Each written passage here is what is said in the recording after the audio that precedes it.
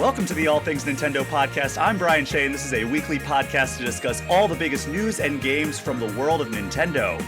It is finally here. Nintendo Switch 2 came out a few days ago, and that's why this episode is a little bit late. I wanted to have enough time to check it out, and joining me for this very special episode is a very, very special guest.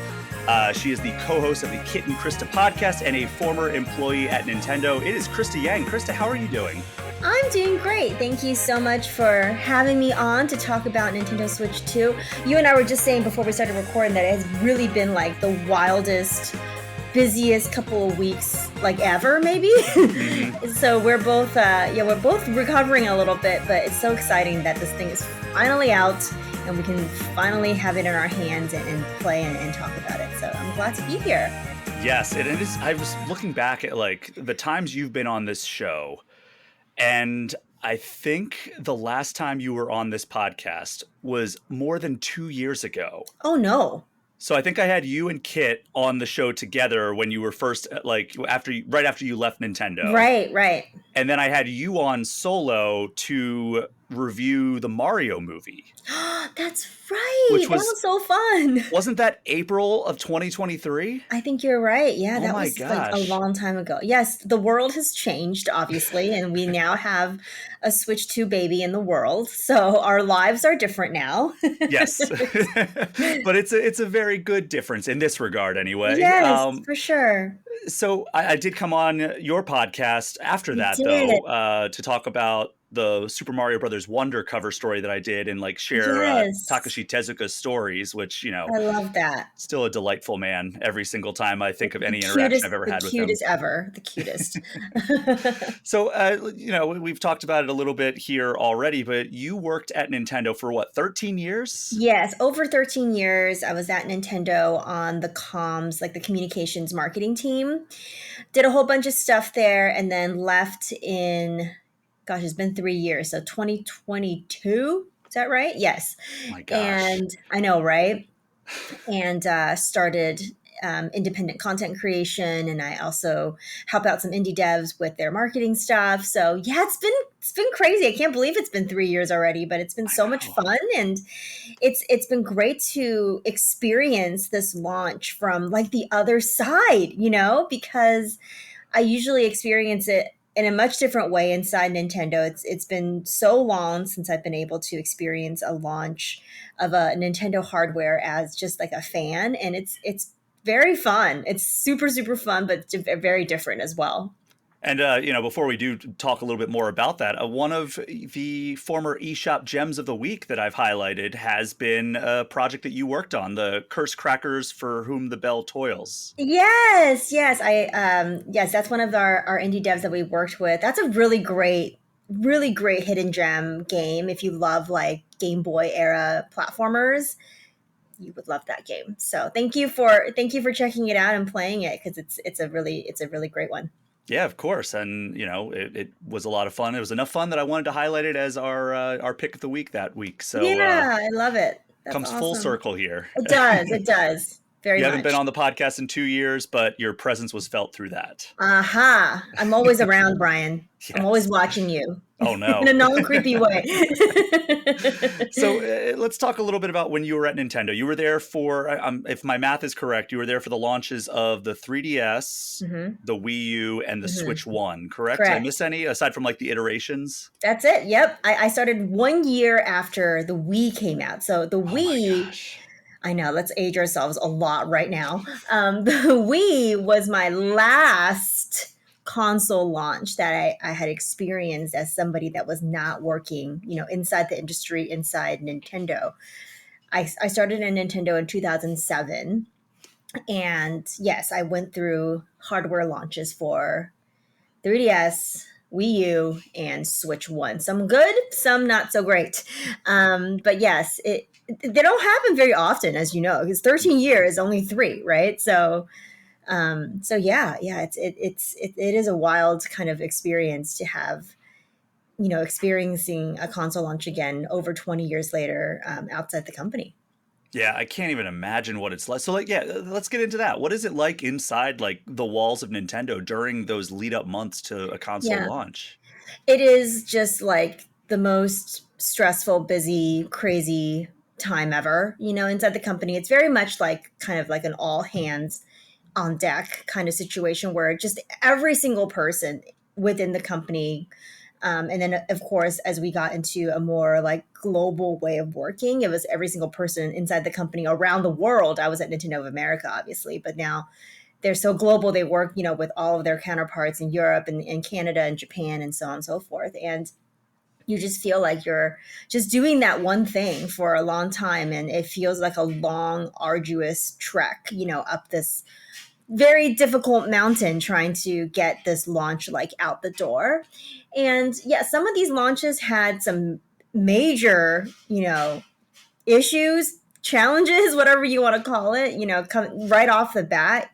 Um, and they were unexpected and things that you had to deal with. And from, I was on the communications team, so a lot of them was related to like, product confusion, or in the case of the 3DS, just like not enough stuff to justify the price, and then the crazy price drop in the ambassador program. And then obviously with Wii U, there was so much product confusion. It was so difficult for Nintendo to follow the crazy like broad success of the Wii with the Wii U, and it just caused like all this confusion. People didn't know what it was. Oh, it's a gamepad that you attach to the Wii, right?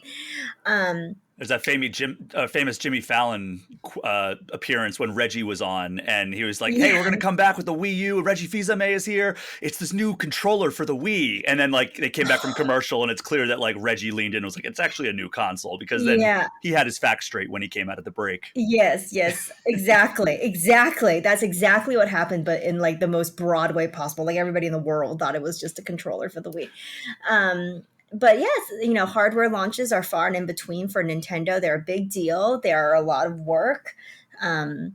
There's just a lot of like planning that goes into it. With the Switch 1 launch was a very successful launch for Nintendo, and you really felt the difference between like a successful and an unsuccessful launch. And you're like, yes, we're back, baby. That's what it felt like with Switch 1. It's like, you had the amazing October sort of reveal trailer that everyone still talks about how amazing that was, and then we followed it up with that January. You were at that event.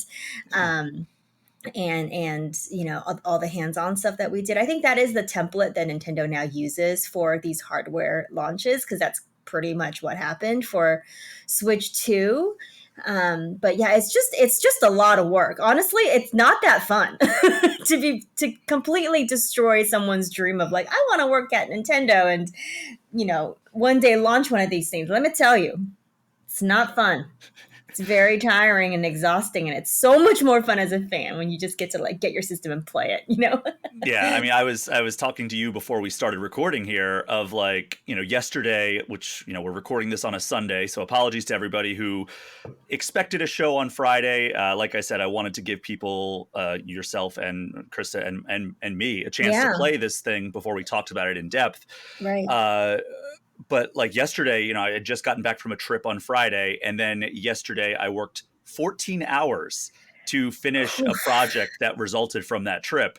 And I'll be able to talk about it in a couple of weeks here, but like, I love my job. No mistake there. Like I absolutely adore working at Game Informer. When it was closed down last August, I had a hard time imagining doing something else. Like that's how much I loved it. And I'm so happy that it came back and able to continue doing it and doing what I love and putting out this magazine and helping run this website.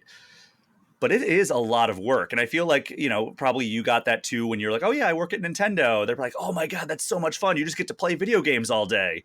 And that's a common misconception that I think that I get from that as well. So it is like, yes, we love these jobs so much. And, I'm sure you loved your time at Nintendo and you love doing what you're doing now. But I think that a lot of people from the outside don't understand how much work it is. And I think that also that stems from how much passion we have for it, because we love the things that we're working on so much that it's we don't want to put out like something or like a mediocre product. Totally true. You kind of you push yourself really hard. Like you pushed yourself to work a 14-hour day yesterday because On a Saturday. on a Saturday, you really believed in the project you were working on. You wanted to, do right by that thing that you were doing.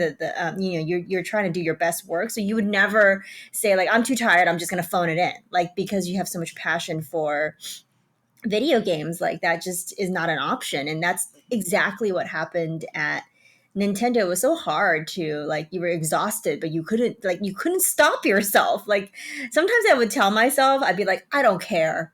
I'll just relax this one. I don't care about this game that much. And it's like, it never works out like that. You totally care. Don't lie to yourself. Come on.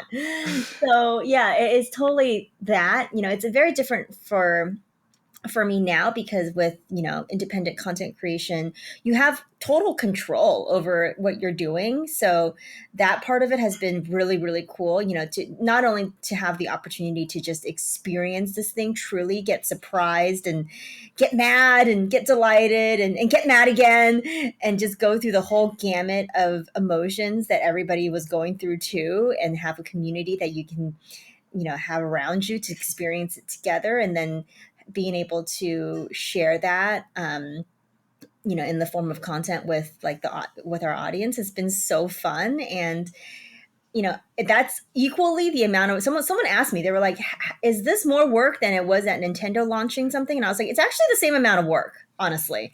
You're working the same hours, you're pushing yourself, like you were saying, with these crazy long days, but it feels like you have more control over it. So it feels a little bit different, and it definitely feels a little bit more fun. So it's been there good. was there was definitely a sense of that during my unemployment, where it was like I was picking up all these side hustles and everything, Yeah, and it was like, I think I'm working more now as somebody who does not have like a steady salary job right, than I did when I was working at Game Informer. And right. there are sprints and peaks and valleys and everything in that Yeah. as well. But you alluded to this a little bit earlier with your talk about like the Switch One launch, and you're like, we're back. Maybe this is a little bit too inside baseball, but a long time ago, probably like 12 or 13 years ago, I wrote a freelance article for IGN where I was talking about like what it's like when like those review scores hit, and Yes. like how it impacts developers, both like monetarily, emotionally. Hmm. And I heard from multiple developers when I was putting that together. I think one of them was from Deep Silver at the time, the other one was from Square Enix, and they said that like they kind of have an idea when they're putting out a game that's like less than great. So it's not like they're completely caught off guard before those early reviews and early player reactions hit. And I mean, I noticed that like, one of the projects I did on my unemployment was I did some consulting and some mock reviews, which, helps kind of calibrate those expectations. But is that the case for Nintendo systems? Because like you were there for the amazing Switch launch, but you were also there for like things like the 3DS's slower start, or the Wii U's kind of flop. Yeah, yeah, it is like that at Nintendo, where you definitely have like an internal group of people doing those mock reviews, as you were saying. So yeah, it's a very common practice in the games industry to have that, where you basically have the same thing that a game reviewer would do, but internally you would have them kind of play through whether it's a game to completion, or get to know every aspect of the hardware, and then they would literally submit. Nintendo loves reports and they love information, so they would literally submit a report that looks very similar to a review article, with a lot of pro con lists, and a estimated score, and what people might be saying, what the headlines might be, what the quotes might be, what are some of the things that perhaps are a little confusing that need to be clarified in future marketing activities or future marketing tactics. So yes, they do all of that. So there is not like a sense of like, I thought this was going to be a 10 out of 10, but now it's a 5. And I'm like shocked. There's definitely not a sense of that. There is a sense, though, sometimes at Nintendo, where they kind of like get into their own heads a lot, and they convince themselves that something is good and fine when it isn't. Mm. And that's kind of what happened with the 3DS and with the Wii U. And then it causes like sort of this need to like course correct. But oftentimes when you go to course correct, especially in the case of Wii U, it's too late. In the case of the 3DS, I think that ship was able to get righted again, because that was more of like, it was less about like product confusion and just like the product is just not what people wanted, versus it didn't have any good launch games, and it was too expensive. And so once you like fix the price and you fix the games that were on it, it slowly righted that ship. So Mhm. there is, this thing that Nintendo does is they like dig into themselves a lot. They're a very insular company, as we know, and they like to like not kind of close out the world around them. And so a lot of times they're like convincing themselves like, yeah, it's totally fine to name it a Wii U. Nobody will be confused. And everybody in the room, when we were finding out about the name of Wii U, were like, this is very confusing. I don't think we should name it this. And they're like, too late, ship has sailed. And you're like, okay. And the rest is history. And the rest is, as they say, history. Exactly. And yeah, so it's been fascinating to watch what Nintendo has been doing with the Switch 2 launch, and kind of pinpoint or pick out the things where I'm like, oh, they're doing that thing again, where they're digging into themselves, or like what does this move mean? It's like watching someone play chess and like dissecting all of their moves on the board, because you kind of know what they're gonna do. So that's been fascinating as well, from like an outsider's perspective. And on your podcast, it was either you or Kit made a great point, that this could very well be the last console cycle where Shigeru Miyamoto is involved, which he's 72 years old right now. And if the Switch 2 even lasts like as long as a typical console cycle, and we wring like 5 or 6 years out of it, it's not exactly unreasonable to expect like a 77 or 78-year-old man to be retired, particularly one that has had the career that he has. Yeah, it's actually kind of sad to think about this. And we were looking back at some of the people that were involved at Nintendo, and they've been there for so long. You talked about Tezuka-san is another example of this, but there is this sort of generation of the Nintendo greats that sort of started it all, like the Miyamoto generation, as they say. And all of those people are getting quite up there in years. And there is a sort of like a mandated retirement age in Japan. And it's 60 years old. So so Mr. Miyamoto was able to sort of bypass that by doing some other stuff. He's Mr. Miyamoto, so he gets to do whatever he wants, obviously. But some of these other people don't have that luxury, and they might have to, either be at the company in a limited capacity, or quite simply retire altogether. And yes, this might be the last console generation with like the OG Nintendo crew, which is a little bit scary and sad to think about. Like, what is the company going to feel like after they leave? So that's something to just kind of relish and cherish while we have them. We can still, enjoy all the amazing games they're going to be putting out for Switch 2 in these earlier years for the console. But yeah, once we get to like year 8, if we ever get there with Switch 2, it might be a very different looking Nintendo with very different people that are doing the things. So yeah, this is just a thing where you're like, time passes, we should enjoy the things that we have while we can. Yeah, and I mean that's really going to be kind of like the first wave. And yeah, we've seen people like come and go from the industry and everything. Like, folks like Cliff Bleszinski, made some iconic video games, but then he's like, I think I'm done making games. I'm going to go try some other stuff. So Yeah. it's not unheard of that like, well-known creators move on, but we haven't, the industry is young enough that we haven't really gotten like the legends of the game just, reaching the age of retirement. Exactly. Someone pointed out that I thought was really fascinating as well, that in Mario Kart World, Mr. Miyamoto's name is not in the credits. Yeah. Wow. That's so wild. I mean, That's the beginning of this. Wasn't that also the case with Echoes of Wisdom, though? I thought I saw that going around, too. Was that? I wasn't paying attention. I somehow was. I think I remember This one struck me because I was like, oh my God, it's happening. I know. I was like, oh no. Well, he seems like he's very involved in other aspects of Nintendo's totally business right now. He's totally moved on from developing games. I do wonder what that's like. I wonder in your brain, do you ever stop being a game developer if you are Mr. Miyamoto and you just completely like sort of you're like, yeah, my creative pursuits are just different now. I'm doing theme parks, I'm doing movies, I'm doing other things. Like on the one hand, that's super cool that even, at his age, he's still like pushing himself to do new creative things. But on the other hand, it's like, oh man, isn't game development part of your identity? It's like saying like you're not allowed to drink water anymore. You can only drink coffee, So it just I don't know. I'm not him, so I don't know. But it's a very interesting thing of like the human, humans evolving as we age, and it's like this happens. It's interesting. I will say that I had a sit down with him and Koji Kondo at the Mario movie premiere, Yes, yes, and we talked a lot about games, a lot about the movie, a lot about the Mario franchise, what Nintendo was like during that era of like just an era of affluence for Nintendo over the last like yes, decade. And the biggest smile I got out of him was when I mentioned the Legos.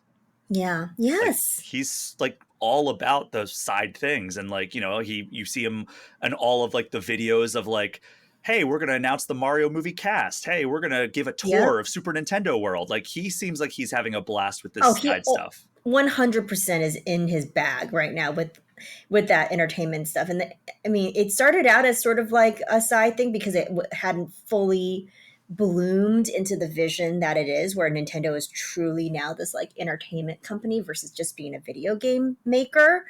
And I think now that it's truly bloomed into that, fully embracing the company as a true entertainment company, he is just like loving that, and these are the things that excite him.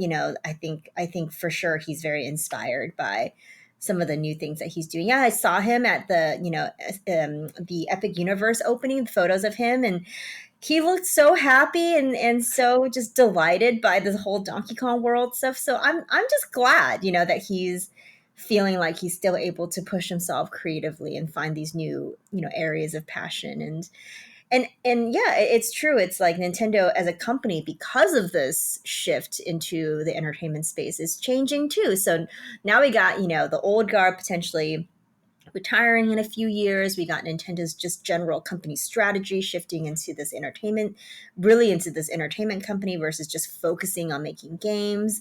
They got the Switch 2 out in the market now. What does that mean? How does that fit into the rest of their company strategy? It's just an interesting time to watch what happens next. So yeah, I'm here for it. I got the popcorn out. I'm ready to just watch it all unfold. Mm-hmm. And I know that he was so influenced and so in love with the works of Walt Disney that Yes, he must be over the moon that like he has all these toys, he has movies now, he has multiple theme three parks. theme parks. Yeah, Like he must wow. be so happy with He that. must Like be so happy. It's just really, awesome. he really is the Walt Disney of video games. Oh So yeah, for sure. like, Yeah, for sure. so we're going to transition over to talking about the Switch 2. But before we do, I just want to remind everyone this show is brought to you by the wonderful folks over on the All Things Nintendo Patreon page. Without their support, I could not continue doing this show. If you want to come join up, you can come in as low as $3 a month. That gets you access to the community Discord where folks are chopping it up about everything we've been doing on our Switch 2s over the last few days. We are also going to have ourselves our first ever All Things Nintendo community night at some point in the near future where we will be playing Mario Kart World. The best way to learn about those details will be on the community Discord. There are also $5 and $10 tiers that get you perks like early and ad-free episodes and shout-outs at the end of the show. You also get priority for Q&A episodes. So head to Patreon and search All Things Nintendo or type in patreon.com/Brian Shea Podcasts. And Krysta, you also have a Patreon page that We do. supports Kit and Krysta. Yes, we are the same way. We cannot do it. We are, fully Patreon funded on our podcast as well, and offer some really great perks. We're also doing a community night with Mario Oh, Kart World, so maybe our community could like battle yours. that would be awesome. I don't know if there's a way to set that up, Can but we that set would that up? be Actually, that'd be pretty fun. there's probably some way you can. 'Cause I know you can set up Yes, themes. we can do like a fun little like tournament or something between our two Oh communities for man, Mario Kart World. That would be great. maybe we need to All wait right. for Smash Ultimate or 2 or whatever it's going to be Oh called to come out yeah. of like. Then we could do a real tournament head to head. Yes. Okay. We'll talk after this, Yeah, but we'll yes, coordinate. Patreon is great. Join Brian's Patreon. Join our Patreon. Join all the Patreons. So, Krista, I've been doing some reflection on the Switch 1 this last week because I got on a plane on Tuesday and I realized it was going to be my last trip Yeah. with the Switch, and I got like oddly sentimental. Yes. Same That thing like, happened to oh me. my gosh, like I've been carrying this thing on and off flights for the last 8+ years, Yeah. and it was just kind of wild to put it in my bag for the last time and be like, wow, the next time I get on a plane, it'll be the next generation of this. I don't really have an answer to this myself, but I know that you also were very attached to your Nintendo Switch. Do you have any idea where it ranks in terms of your favorite consoles of all time? It's definitely up there pretty high on the list. And for the reasons of it being very attached to a lot of memories, Mm-hmm. because you're like carrying this thing with you everywhere you're going. It really is that thing where you can't separate, for me at least, you can't really separate the system itself from the stuff that you were doing like around the system. So yeah, to your point of like traveling, I had the exact same thing happen to me. I was coming back from like the last trip, and I was like thinking, oh my gosh, this is the last time that I will be playing this on an airplane. And then I thought back to, and I think you were on this plane actually, but I thought back to this one plane ride that we were on with like a bunch of media people. It was right when Switch came out. And I remember like I want to say at least 10 to 15 media content creators. We were on that same flight. And I walked down the aisle. It was right when Switch 1 came out. And every single person was playing Breath of the Wild. I literally was like walking down to go to the bathroom or something, and every single person was holding their day one Switch. It was like March timeframe, and they were playing Breath of the Wild, and it was such a moment. It's like, wow, there are so many of these like moments with the system that like hard to disentangle from that. So yeah, I think for that reason it ranks really really high. I think Switch and 3DS rank pretty Oh top wow. on my list. I still get kind of nostalgic for the 3DS, honestly. But yeah, it's crazy. It's crazy to think that we're entering into this, new era now. Mm-hmm. What's your favorite Switch game before we really jump into Switch 2 with both of you? I know I keep saying we're about to jump into Switch 2, but just real quick, what's your favorite Switch game? Yeah, we did a top 10 list and it was pretty hard because there's a lot of games on Switch, but So it's many. got to be Breath of the Wild, Tears of the Kingdom. Sorry, I've got to pick two. So they're companion pieces.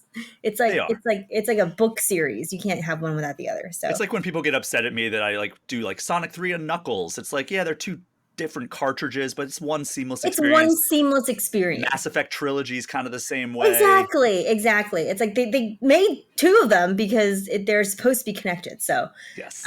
so yes, I definitely have to pick that. So it's a very boring, safe choice, but I mean, hey, Breath of the yeah. Wild is my favorite game of all time, There so you you know what go. my answer Yeah, is. yeah. There you go. There you go. Yeah. So, how much time have you spent with your Switch 2 so far?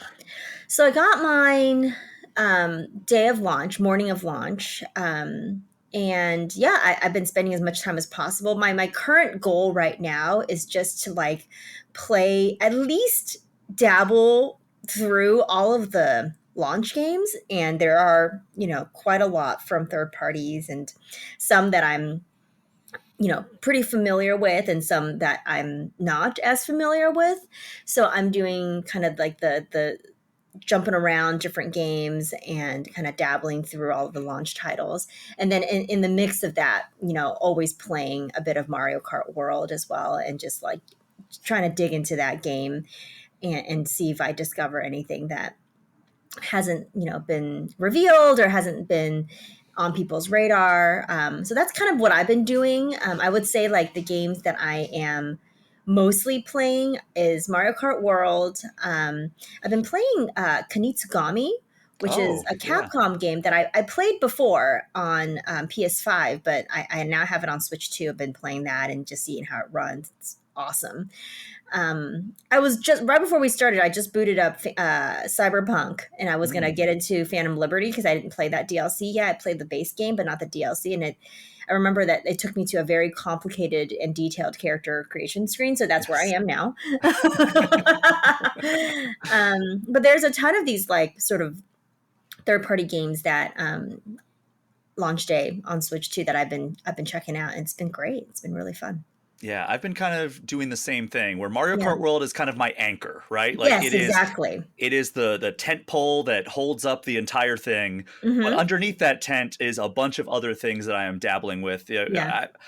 a couple months ago, or I guess probably like around like February or March, I really started getting the itch to replay Breath of the Wild and Tears of the Kingdom. Oh, wow, okay. And then I was like, you know what? There was that rumor that like Nintendo was showing a 60 frames per second Breath of the Wild at Gamescom a few years ago to like show off like to development partners like, hey, this is like what the Switch 2 is going to be.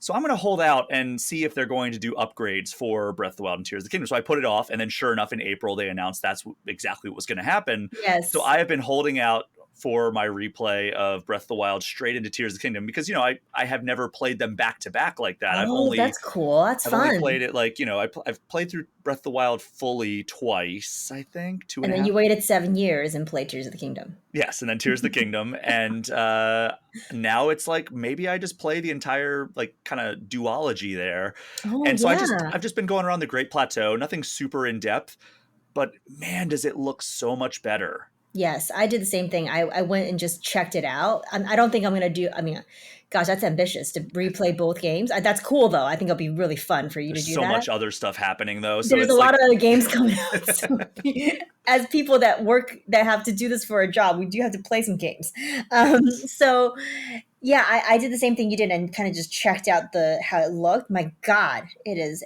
absolutely gorgeous, and it's like this is how this game was supposed to run, huh? I didn't know the difference in the moment as I was playing it on a Switch One, but then playing it now on Switch Two, you're like, oh, Yeah. I can't go back now. Like it's such a huge performance difference. It's amazing. There's a lot of other games like that too. Like I think Pokemon Scarlet Violet people say is amazing now, and I dabbled a little bit with that as well. I yeah. My biggest problem with Scarlet and Violet's tech side was later on in the game, which Mm. didn't, I did not. I don't think you can even carry over your save because I don't think you can transfer save files on Pokemon games because they're worried about like duplicating Pokemon, Oh which yeah. I think is a very weird thing to be concerned about, like at the cost of like such an important quality of life thing. Like I Right, lost. right, I mean, I right. guess you could do Pokemon Home if you really wanted to like transfer your Pokemon, but then you lose all your story progress. Right. So I That's just kind of started a new clunky. file, new Yeah. character. I didn't even have the option, even though I transferred from a Switch to a Switch The 2. Switch One. Yeah. Okay. Maybe there is some way to do it. I think somebody at one point said like if you use like the SD card trick of like transferring it that way, but Oh. I didn't do that. Now Yeah. I have a new Okay. save file. But I Right. remember there was a point in Pokemon Scarlet and Violet where I went out into like the middle of the water and it basically turned into like a slideshow.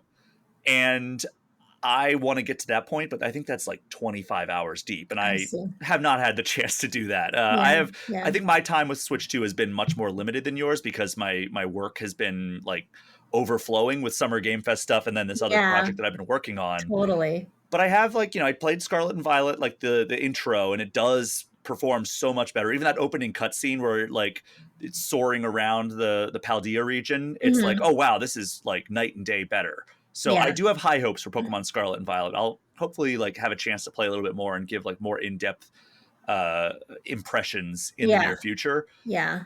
I had a thing with both Breath of the Wild and Sonic X Shadow Generations where Yes. I played them and I was like, this doesn't seem that much better.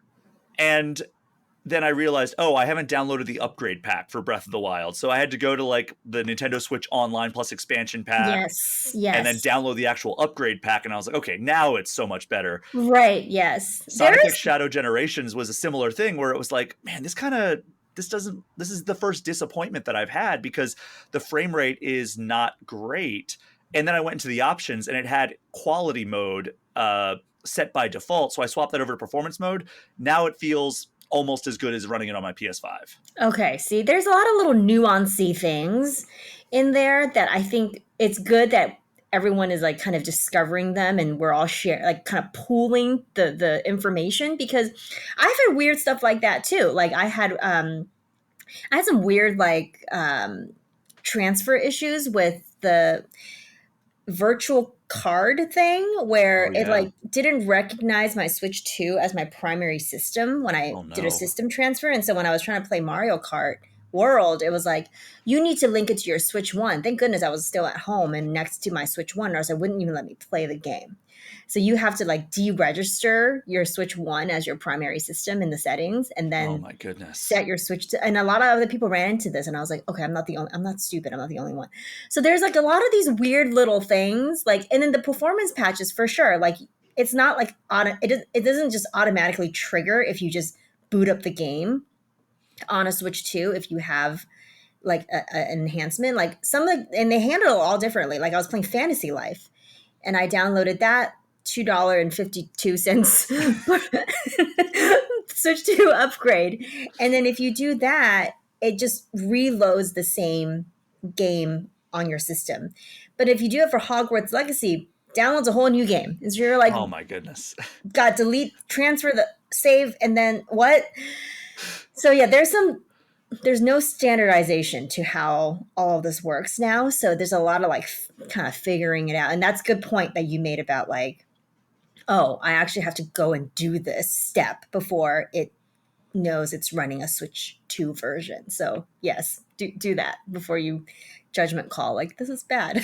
Yeah, I was legitimately like, oh, what a bummer. Like the Sonic X Shadow Generations is such a good game. It's such like a good like it's like the best, Shadow Generations in particular is probably the best 3D Sonic content we've ever gotten.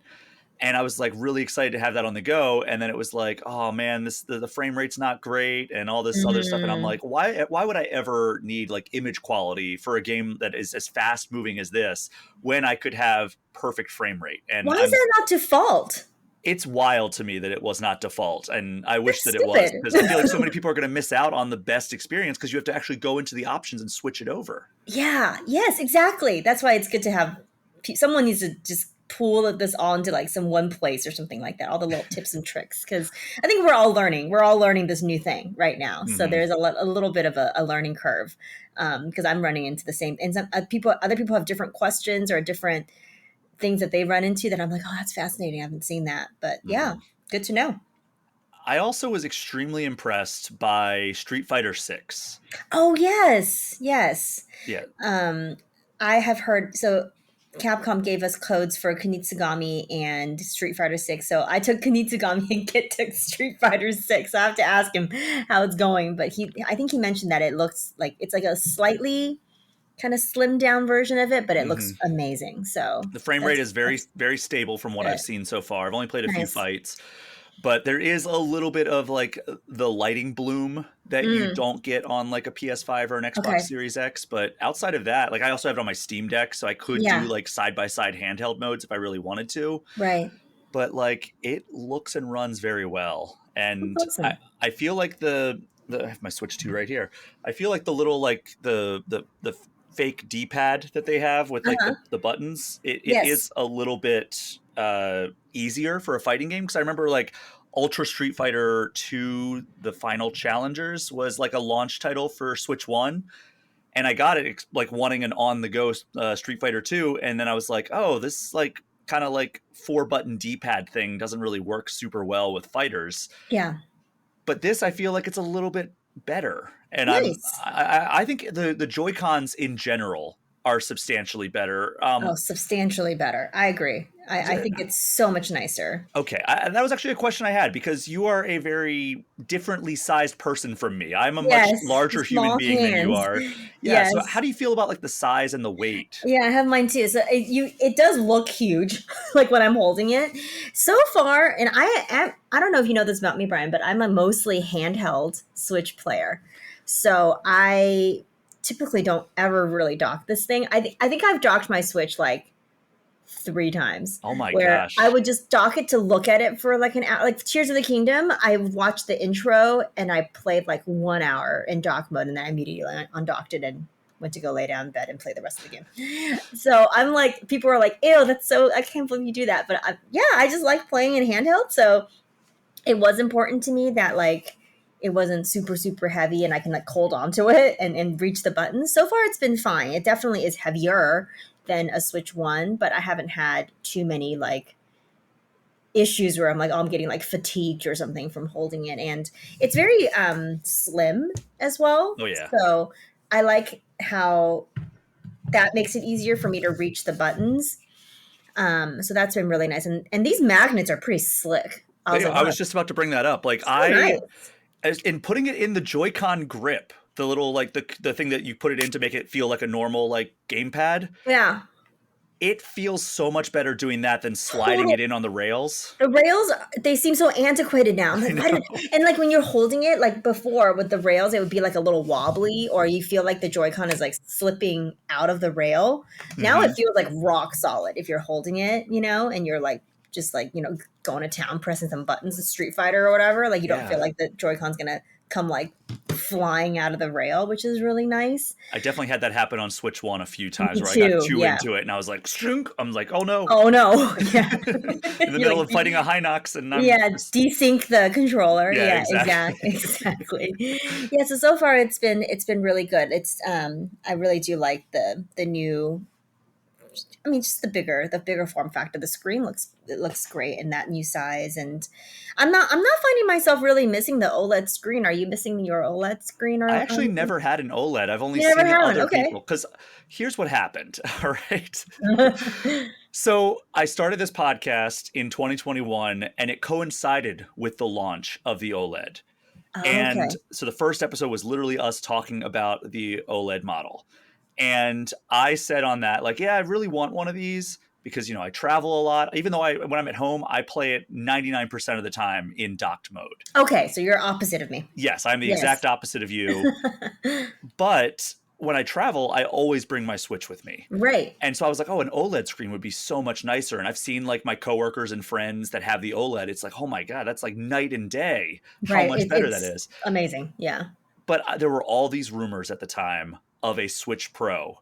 Uh-huh. And so I was like, oh, I'm just going to hold out for that. I'm not going to drop this money on this Switch OLED only for a Switch Pro to come out a year or two from now. And then you waited. As You we know, that waited. never happened. So You I was just waited. holding out. And then it got to a point where, like, Switch 2, like, rumors were starting to happen. Yeah. I was like, well, now I got to wait for the Switch 2 because why would I buy an all new Switch? Do you have a launch day Switch? I did, and it failed me.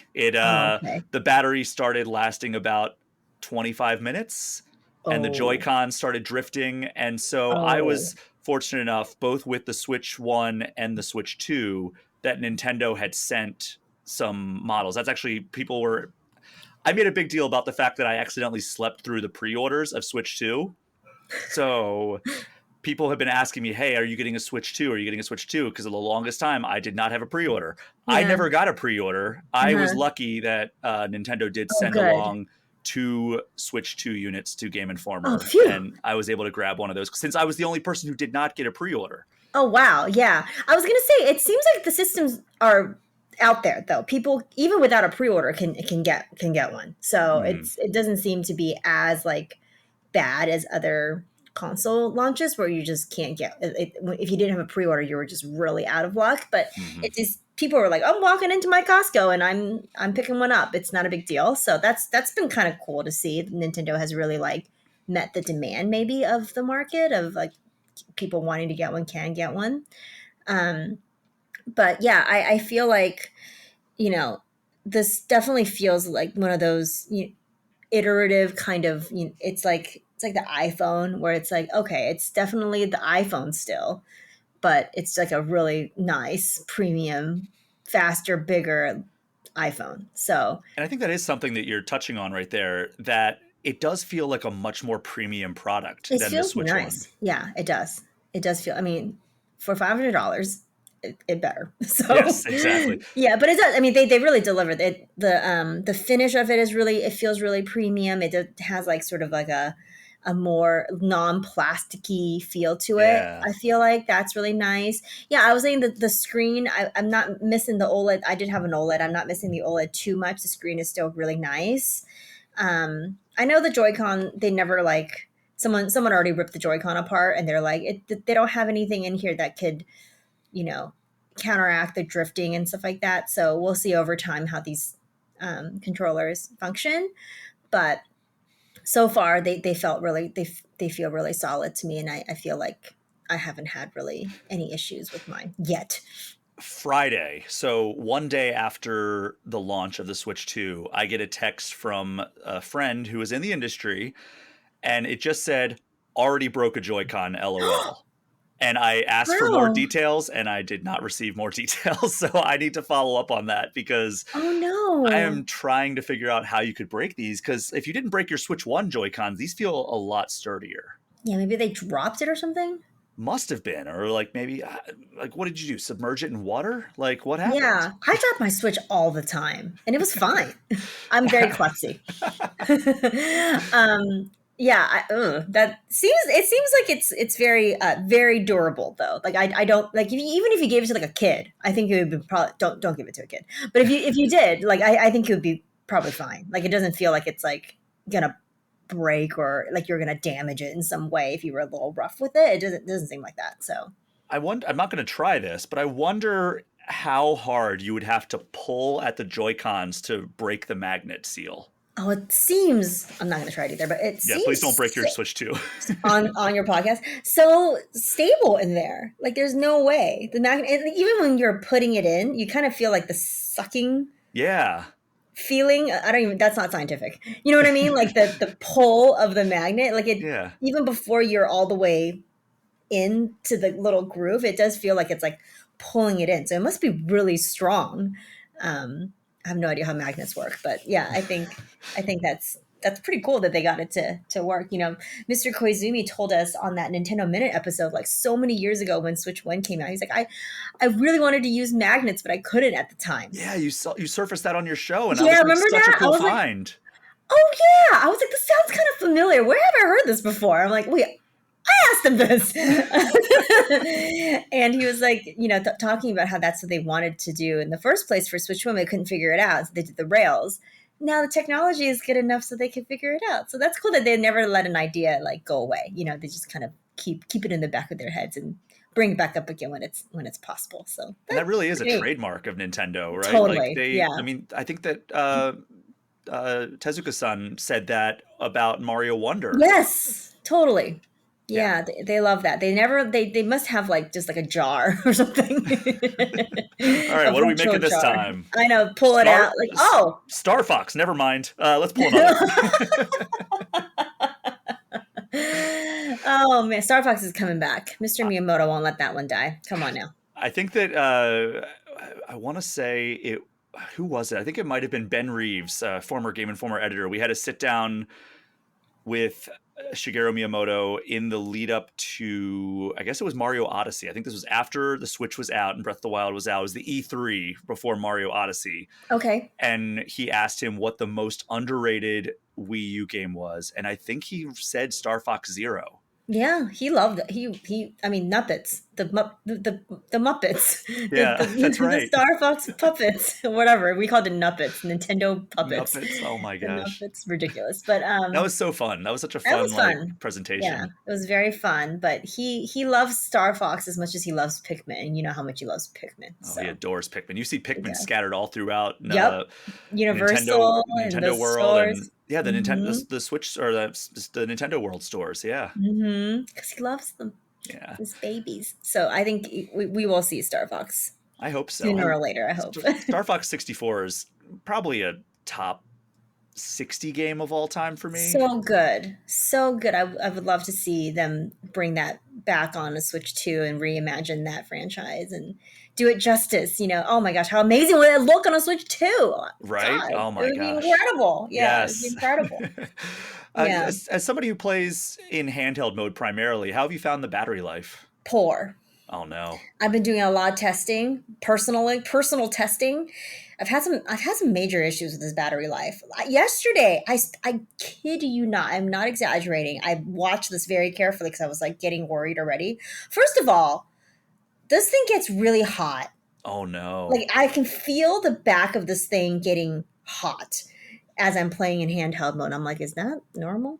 So that's one thing that I was like, weird. Well, the dock has a fan built in now, so Yeah, I know. I wonder how they compensate for that with the handheld mode. Yeah, I don't hear it going like nuts or anything like it's, but it does, it's like warming up in my hand as I'm playing for extended periods of time. Yikes.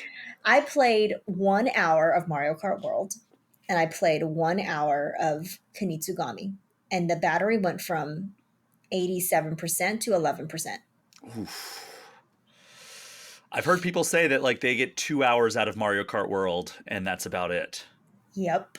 That's I concerning. am definitely experiencing that. I'm going to try some other games today as again my personal scientific test that I'm conducting here in my house. But I'm sure it's like the Steam Deck, and you have a Steam Deck, so you know, Hmm. like it depends on the game. If it's gonna like highly, performance driven, graphics heavy game, it's gonna kill that battery.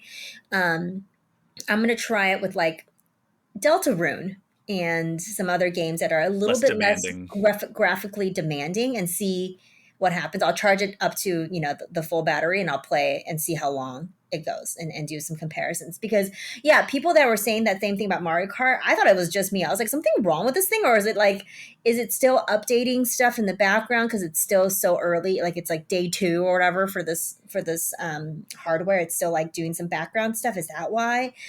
But yeah, I was getting really, really concerned. And Kinitsugami is also pretty, a pretty graphically intense game. So I can see that. I mean, it ran on a PS5, so and it looks fantastic on a Switch too. But it really, yeah, it really shocked me that that it went it drained my battery so quickly. Like from 87% to 11% in 2 hours is pretty significant. Like the low battery thing was Oh no. aggressively flashing at me in that 2 hour Yeah. play session. That's rough. I mean, It's especially rough. since that's still one of the big selling points of the Switch 2, Yeah. following the Switch 1 is like you can take this thing on the go and it's going to be portable, and you can Yeah. bring it on your flight. You were playing it on the TV 2 hours ago, and now you're 35,000 feet in the sky and Yeah. You're doing the playing the Switch exact same One game. commercial. Yes. Yeah, and it's like when that only lasts 2 hours, like most flights, I would say are probably over 2 hours. Yeah, yeah. We're So so spoiled too by the OLED battery because that battery was great. It lasted so long, and it was like, it was a situation you can play. I think I did. I was coming back from PAX East. I played for about 5, 6 hours on my OLED. Granted, I wasn't playing Mario Kart World, but I was playing it. It was on, and I never had to charge it during mhm. that flight. So now it's like got to travel with like a power brick or something like that. At least most planes have like a plug. But yeah, if you're taking it anywhere else, you're taking it on a trip or you're in the car or whatever, and like you're trying to play this thing, and it's only 2 hours of battery life, especially for their launch game. It's like that's a little rough. That's a little rough. There is a mode that someone told me, again, it's not a little hidden thing where you can go into the settings and change the option for HDR. So it's only for software that's compatible with HDR Oh, and not. And so if you I see default, that right now. so go into systems and then display. And if you scroll down to HDR, it's auto set for all software. Turn it to only compatible software. Oh, okay. And I think some people said that's helped a little bit with their battery. So again, I'm gonna test it and tell you afterwards. But Okay, I did HDR. that. I changed that setting. Okay. All right. Well, Yeah. I just did that as well. Okay. Let's see how that goes. Okay. So I Yeah. appreciate the tip there. There you go. I got it from someone else, so thank you to that Just person. pay it forward. Tell two friends. Tell two friends, exactly. It's like a chain letter. Remember those? Yes. Um, Repost this or you will have bad luck. why did we do that? It was weird. But yeah, it is. There's some trade offs for it being more powerful and able to run these more graphically intense games. I mean that's the trade off. I Well, suppose. the other trade off, I think, is the hard drive size, Oh God, yeah. because I It's not working for me at all. I have a micro SD XC Express that I've ordered, but it's not arriving until later next week. Me So I was like, too. oh, well, let me just download like the games that I really want to have on my Switch 2. And I downloaded maybe about half of them, and it was like, you're out of space. And I'm like, Yep. cool. I've My barely my downloaded anything. my entire life right now, I was lamenting. So I was like, my life before the Switch 2 came out was standing in lines, waiting in a pre-order line, or entering some kind of lottery. And my life after the Switch 2 came out is uninstalling and installing games because its hard drive is tiny. And like I wanted to try out that game Hitman, Hmm. and I downloaded that game onto Switch 2. Guess how big that game was? 56 gigs. That was around what I was going to guess. I was going to guess 60. I mean, like, that's not enough room. That Cyberpunk, Mario Kart World, like, yeah, we're out of space. We're out of space. Let's So see where we're at with some of these file sizes here. yeah. God, where do I even go? That's the thing, is like some of these like screen. Let's see. Well, let's just look at like Breath of the Wild. Well, Breath of the Wild. 'Cause they have Managed software, is that where we go?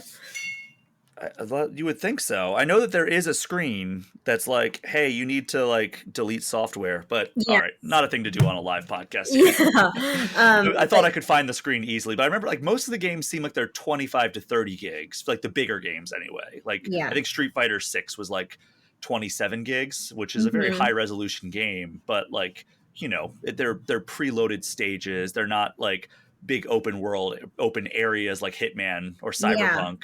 Yeah. So these games are big, but we have no storage. Yes. is the thing. And so yes, I'm also like at first I was like, I don't need this micro express. It's so expensive, first of all. It's so very expensive. And I was like, is it gonna be expensive always, or is it just expensive right now? Can I live without it for a couple months? But maybe not. What size micro SD did you have in your Switch 1? Did you even have one? I'm assuming I did. It was, I want to say 256 maybe? Or was it 512? I can't remember. I had a 1 terabyte Holy moly. micro SD because I was like, I play on my Switch all the time. I just want to have everything that I can carry. Yeah, I get And it. I didn't even come close to filling that thing up. Okay. Now it's like, all right, well, I'm getting another 256 because that was all I could find on short notice. And I worry that I'm even not going to have enough space there. I know. You're gonna have to do that thing where you manage it and delete it and reinstall and like do that whole like. Hate that. You know, you don't. You look at your face. You're like, I don't want to do this. Okay, yeah, I get it.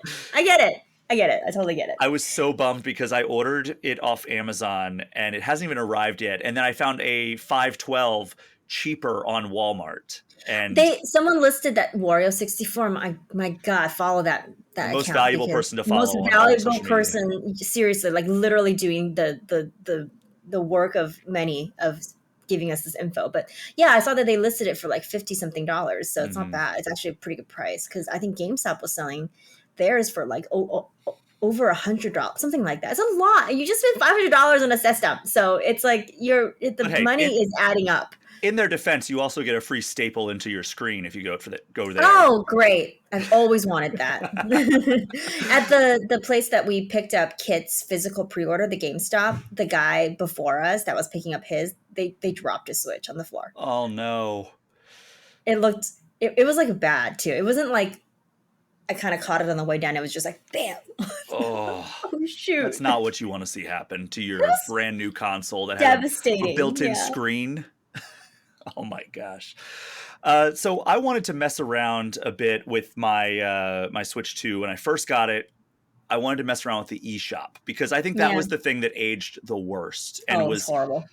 Terrible on the Switch 1. Have you poked around in there at all? I have actually. It definitely is performing better. It's faster. It's, it loads well. Have you looked at your For You page, your eShop FYP, as they say? Have you looked at it? You see what they recommended you? There were some games I was like, okay, yeah, I could see this being like a thing that's recommended to me.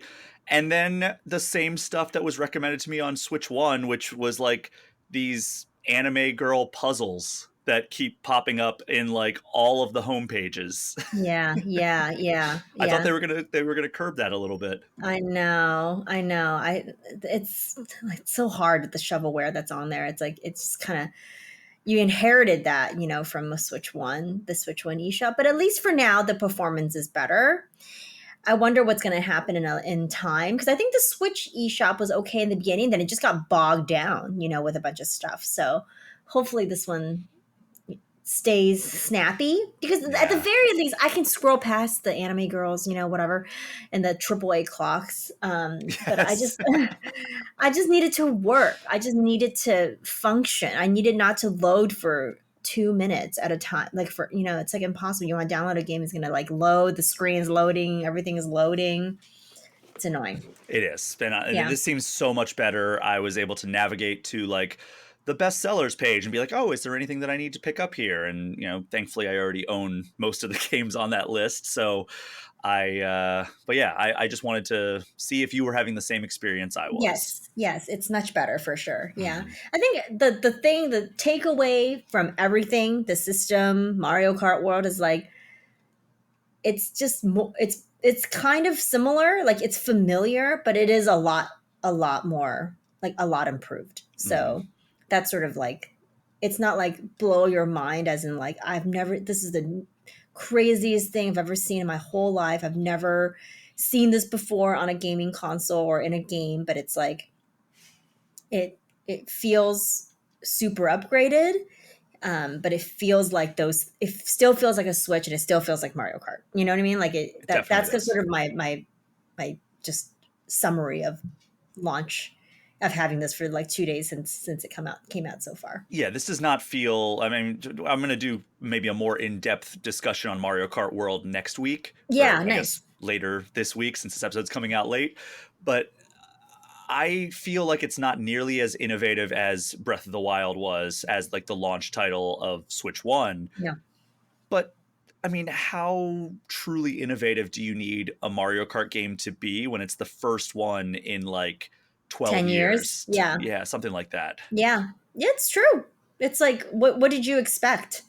Kind of, you Yeah. know. I think our minds went crazy a little bit in terms of like what we did expect when you hear next gen Mario Kart game, but it is very true that it's like definitely feels like an upgrade, but I wouldn't Mhm. say that it's like blow your mind innovative, like I can't believe you added this mode in, like I didn't see that coming. It definitely doesn't feel like that. Yeah, Knockout Tour is super fun, but Super like, fun. racing games have been doing that for years now. Right. Having a big open world that you can explore feels a lot of fun, even though like some areas it's like, oh yeah, this A is their little first attempt empty. at Yeah. doing this. Right, exactly. Yeah. But yeah, I'm having a blast. I'm unlocking characters. I'm unlocking outfits. I love like getting the little like food items and being like, all right, Yeah. what's he gonna change So into cute. now? And it's like Cute. off-roading Donkey Kong, and I'm like, all right, I love that. I like the metal Bowser. That's a good one. Oh, I haven't That's a gotten good that outfit. one yet. With like ripped jeans and like a leather jacket. I'm like, oh, that's interesting. That's fantastic. But Yeah. yeah, Right. I will Yeah. talk more about Mario Kart World next episode when I have a little bit Nice. more time to play it. Yes. I don't have any of the accessories yet. I've been using my Switch 1 Pro controller and the Joy-Cons in the grip. But have you used like the new Pro controller, the camera, or anything else? Like, did you snag anything else alongside your Switch 2? I did not buy the Pro controller, but Kit did, and we were playing Mario Kart with it the other day. That Pro controller is really nice. It Hmm. truly is like a very premium product, and the sticks feel great. It's very like soft touch. It feels very smooth. It doesn't click. It feels really expensive. And it is expensive, but it feels Yes. great. I did not pick up the camera. I think that you can use other cameras, so you don't need to pay like the premium Nintendo price for it, which is good. If you wanted a camera, I'm not. Are you like into the game chat thing or the camera thing? Are you like, I can't wait to smash that C button and get my face out there? I think that if I was playing with like somebody I know, like if you and I were playing Mario Hmm. Kart World, I think that would be a fun thing. But like, I don't know that like I really care that much about Yeah, it. yeah, What, same. That's like, exactly how I feel. It's like if you and I were playing, we could just jump on a Discord call or that's fair. whatever. I'm not like itching to use that feature, so I haven't really, dabbled with that yet or picked up the camera or anything like that. But yeah, I've just been rocking with like the stuff that came in the box, I guess, and it's been totally fine. Like I think if you were a little bit more price conscious and you didn't want to pick up like a pro controller or whatever, like you'll be fine. The grip is much better. I think the Hmm. Joy-Con grip is much more comfortable than the original Switch as well. So Oh, at least you definitely. have that. Yeah, At least and you have and that. you do have the back buttons on the Pro controller this time You around, do. which I'm a Yes. big proponent of those. I got an Xbox Elite Series 2 or whatever the name of Right. it is, and I started playing like back when I was really into Overwatch, and it became so hard to play like a shooter without those Without back it. buttons. Yeah. So that is the big thing for me, and You also can to hear it. program it too to do whatever. Like Yeah, so you can give it whatever function you want. Think about a Splatoon game with the back buttons. That'd be cool. that would be cool. Man, now right? you've got me really wanting one. Okay, well, you can spend $80 on it. 85. Oh The my gosh, price went 80. up, remember? Oh yeah, that's right. Oh no. No. Yeah, that was the console thankfully was not impacted by the tariffs, but Yeah, I guess a little few of the accessories. accessories, including the Pro controller, were. Yeah, Uh, totally. top 3 Switch 2 experiences so far. You've talked about a lot of things here in rapid fire, but Yeah. just run down your top 3 things you've played on your Switch 2 so far.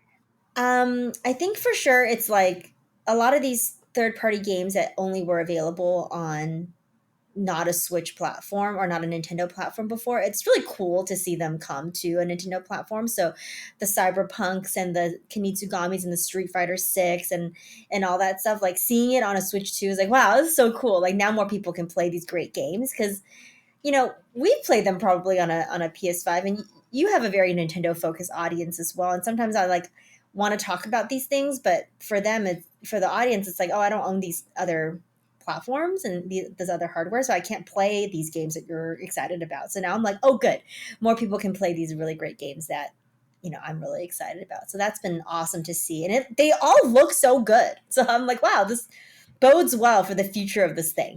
Well, more games like this will be coming to this platform, which is great. Mm-hmm. Um, I think to your point though, like it's like the Switch One, I had that like eureka moment where it was like I was on a plane and just instinctually I brought out my 3DS to play a game on the go. And then like halfway through like a Mario Kart 7 or Mario Kart Super Circuit race, I was like, wait a second, I don't have to like compromise to play a game on the go. I can play Mario Kart 8 on this plane. And that was such like yeah. a rewiring my brain of like I don't have to like play a less than version of the franchise that I wish I was playing because I'm on the go. Hmm. With the Switch 2, when I was playing things like Street Fighter 6, when I was playing things like Sonic X Shadow, I was like, I no longer have to compromise the third party experiences that I'm Yes. having because it's on. I want to play it on Switch, right? Like Yeah. Prince of Persia: The Lost Crown is a great example of that. It's a great game that is on Switch One, but when you play it, we've joked it's a platform exclusive loading screens. It totally is. The loading screens are awful. Yeah. So I'm hoping I've not fired up Prince of Persia: The Lost Crown on Switch 2. I don't know if Ubisoft has said anything about like enhanced versions of that, but it would be great if they like patched out like or at least tamped down some of those loading screens because Hmm. that's something that a lot of people have had problems with, and like the resolution is obviously fixed for a lot of these games. The frame rate is Yes. much more acceptable by modern standards, especially with the Hmm. PS5 and the Series X having the SSD and like the processors that they do. So yeah, that's just overall, I'm very positive on the Switch 2, and I'm excited to see what kind of third party support we get going from Yeah. here. I do think from the few days of launch and see these games run and seeing how some of these original Switch games with the major performance issues have been vastly improved.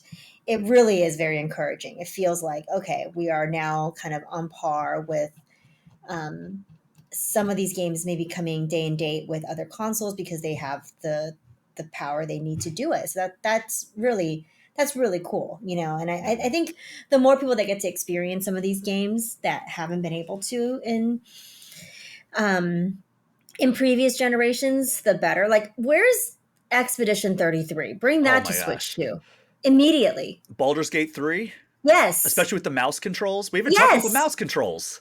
mouse controls. Yes, I Or haven't Nintendo really Switch 2 used it, Welcome but Tour. Oh boy. I didn't get that game. So I got it. I have not fired it you up. I've had did, other didn't things. you? But Oh my again, gosh. Nintendo provided that alongside Oh, the yes, console. yes. They better. Also, shout out to something that I didn't play on my Switch 2, but I played it at the Switch 2 reveal event that I think that we should also shout out are the GameCube games. Yes, I did check out some of those GameCube games. They look good. They do, They especially if look you can choose really the good. native widescreen, like on Soul Calibur Yes, yes, or yes. F-Zero. Totally. And you can remap your buttons really Yes. easily because that game can keep controllers a little funky. It's awesome. There's only 3 games there, but it's awesome. I think it's cool to see that be part of like the NSO stuff. So yeah. Absolutely.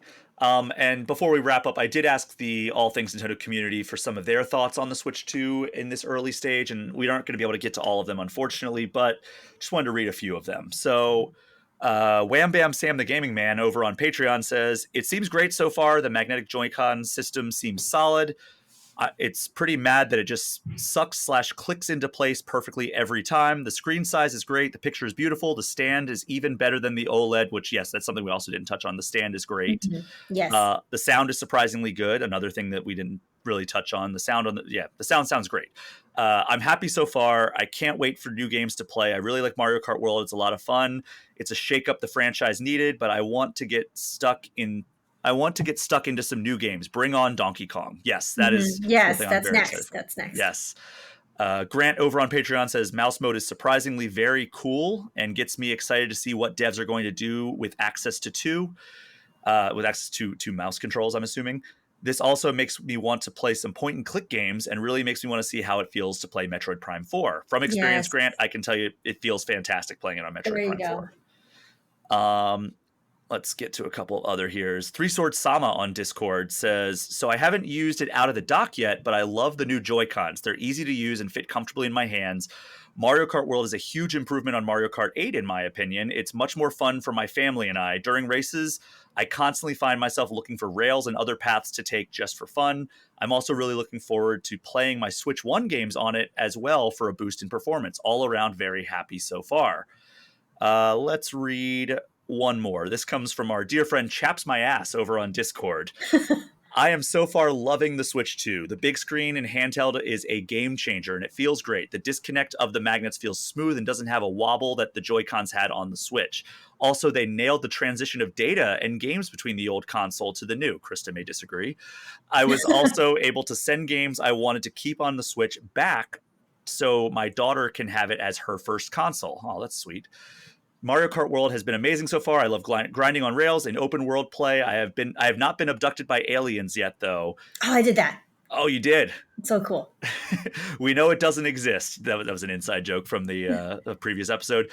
I did, however, run into Cow burning around the track, and he was going so damn fast I could not keep up with him. There's a lot of very aggressive cows in this game, especially online. So if you want to join the crew, go to the Patreon page. You can leave comments on the Patreon posts that I send out or make your voice heard on the Discord. Krysta, to wrap up, what are you most excited for now that the Switch 2 is out in the wild and all the launch games are available for purchase? What is on the horizon that you are most excited for? I'm definitely very excited for Donkey Kong. I'm so glad that game is coming in just a month, so we don't have to wait very long. I'm also very curious to see what the rest of Nintendo's holiday lineup looks like. We still need dates for a couple of things like Metroid Prime 4 and some other things. So yeah, I'm definitely trying to just map out the rest of my game calendar for the year. Oh, the other thing that, because Pokemon Scarlet and Violet was running so well, I'm now pretty hyped for ZA because I'm yes, this is gonna work, right, guys? Yeah, I gonna hope look good.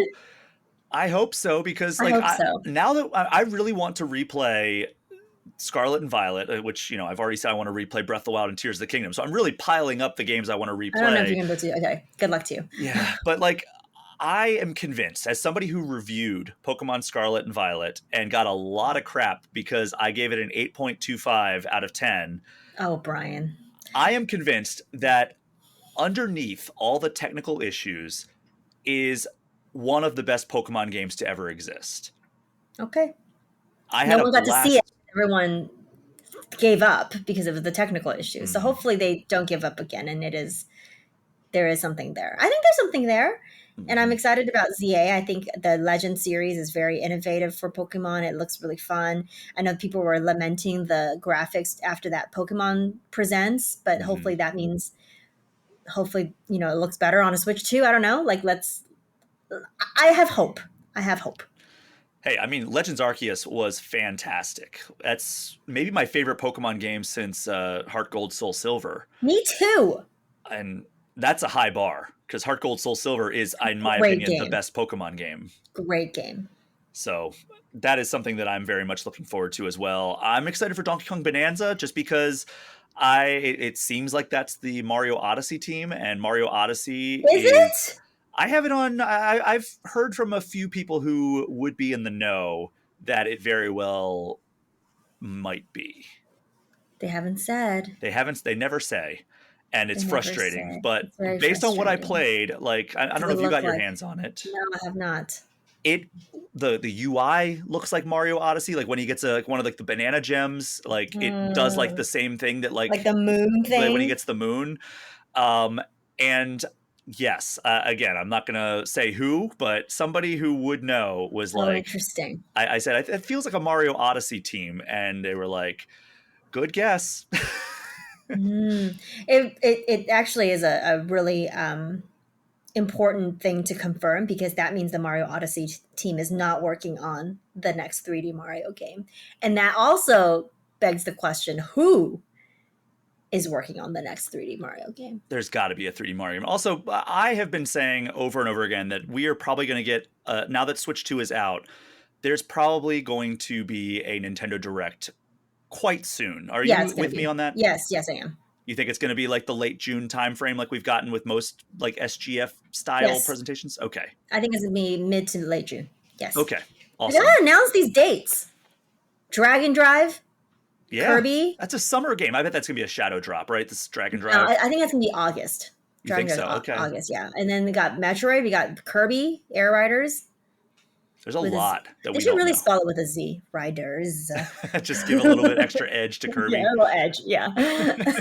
Hyrule Warriors, we got that one. We don't have a date for that. Winter, is that Winter, that's all we know right now. Yeah, exactly. Man, so much to be excited about if you are a Nintendo fan. I know I'm excited to dive deeper into the Switch 2.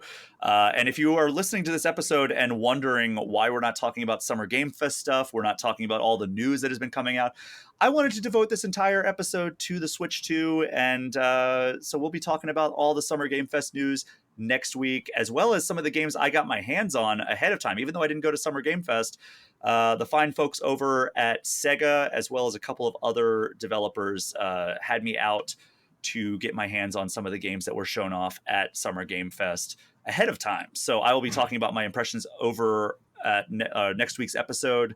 But Krysta, thank you so much for joining this episode of All Things Nintendo. Thank you for having me. This was so much fun. I got to get back to playing this thing. You do too, right? Yes, absolutely. All those replays. Yes, so many replays. And also Mario Kart World. Yes, awesome. But thank you so much, everyone, for listening. As you know, my Patreon and the associated Discord server are the best ways to get any questions or comments in. You can also get in touch with me, Brian, at allthingsnintendo.com, or find me on Blue Sky or Instagram at Brian P. Shea. That is also my YouTube channel name, and if you would subscribe to the channel, it would help me out a lot. Krysta, tell everyone where they can find you online. Yeah, we are at Patreon at patreon.com/Kit and Krysta. That is the best way to support everything that we do on our channel and our podcast. So it's a wonderful community. I hope to see some of you guys there. That is our show for this week. Thank you again so much for listening. Take care. We'll see you next time.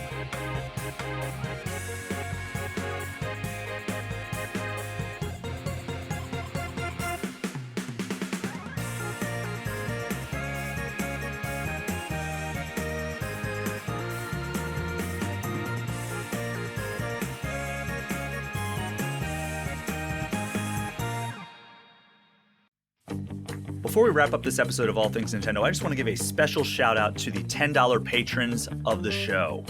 Alex Stadnick, Andy Junkins, Ben Richland, Chaps My Ass, Derek Sigmund, Dusty Beeman, Ian T. Clark, Jason Thompson, Jawar Hello, Jill Grote, Johnny Five, Jordan Sloat, Jose Villalobos, Joshua DeProy, Cody Gibson, Creeper207, Paul at Drunk on Mako, Philip G. Cox, Pratable, Rob McCann, Bobby Mac 265, Robert Sosa, Roberto Nieves, Roger Reichart, Russell Sayer, Smithy Poo, Zachary Pliggy, and Zek 3 Sword Sama. Thank you so very much for your continued support.